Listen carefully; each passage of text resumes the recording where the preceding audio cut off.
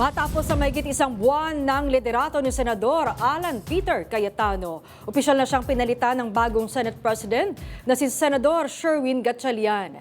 At bagamat inaasahang magiging magulo ang sitwasyon, naging mapayapa at maayos ang pagpapalit ng liderato sa sesyon kaninang umaga. Live mula sa Senado, may umaarangkadang balita si Angela Babad. Angela. Maan kung noong May 11 nga ay naging agaw eksena yung pagkakahalal kay Senator Alan Peter Cayetano bilang Senate President, ang pagkakahalal naman ni Senator Sherwin Gatchalian bilang Senate President ngayong araw ay naging tahimik at diretso sa punto. Pasado alas 9 ng umaga kanina nang tuluyan ng matapos ang mahabang gilian sa liderato ng Cayetano at Gatchalian block. Ito ay matapos dumalo ni Senator Joel Villanueva sa special session kung saan nabuo ang 13 Senator quorum.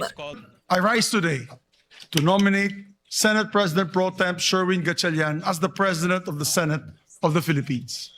Throughout his public service career as member of the House of Representatives, as Mayor of Valenzuela City, and as Senator, he has consistently proven his competence, his effective leadership, and his unparalleled work ethic.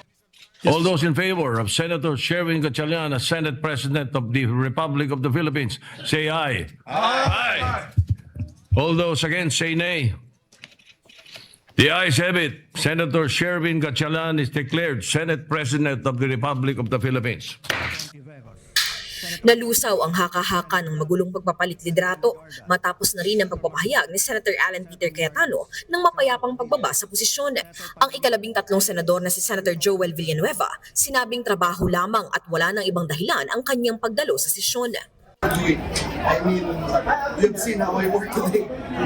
I'm almost at the floor of the podium most of the time, the entire day. So, Ayon kay Villanueva, maayos ang kanilang naging pag-uusap ni Cayetano. Samantala ayon kay Senator Panfilo Lacson, kung aaksyonan ng Korte Suprema ang petisyon ng Cayetano Block hinggil sa June 3 session, ay sasagot pa rin ang kampo ni Gatchalian.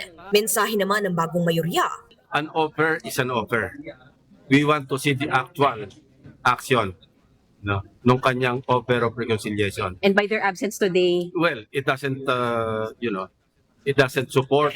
We will reach out to the minority. Hindi naman to majority lang, pati sa Senate composed of 24 senators. So I'll definitely reach out to all of our colleagues, especially in the minority.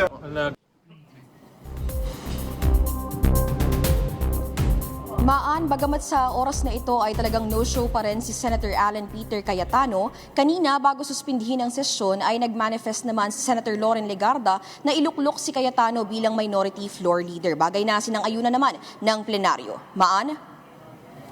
Angela, sinasabi sa mga soundbite ng mga senador sa Cayetano block na ginagalang at nirespeto nila yung naging pagpapalit ng liderato, ay bakit naman inisnab nila yung special session o yung halalan kanina para sa Senate President?